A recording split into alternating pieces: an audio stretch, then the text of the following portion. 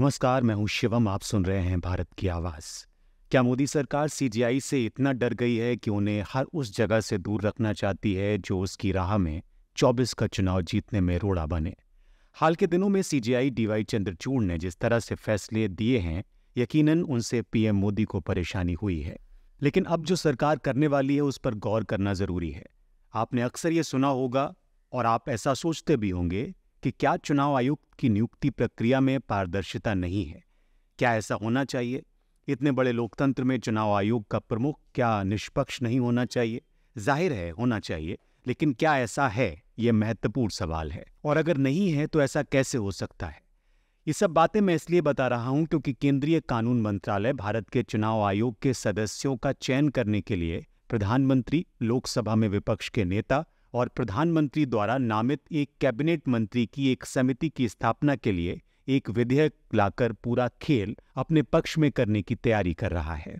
केंद्रीय कानून मंत्री अर्जुन राम मेघवाल मुख्य चुनाव आयुक्त यानी सीईसी और अन्य चुनाव आयुक्तों ईसी की नियुक्ति, सेवा की शर्तों और कार्यालय की अवधि को विनियमित करने के लिए तैयारी कर चुके हैं, लगभग पूरी तैयारी कर चुके हैं।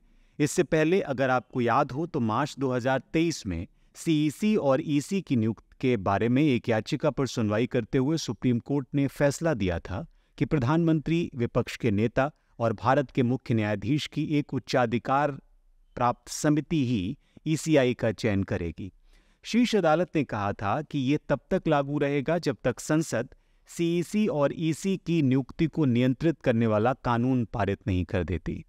अब तो सरकार कानून भी ले आई है, यानी अब ईसीआई की नियुक्ति के लिए प्रधानमंत्री और लोकसभा में नेता प्रतिपक्ष के अलावा सीजीआई नहीं होंगे, बल्कि उनकी जगह भारत सरकार के प्रति ईमानदार कोई व्यक्ति होगा जिनके पास चुनाव के प्रबंधन और संचालन का ज्ञान और अनुभव हो।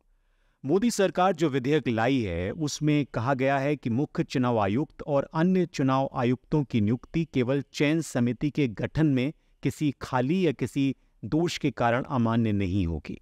कुल मिलाकर ये सब क्यों हो रहा है, इसे समझना बहुत मुश्किल नहीं है।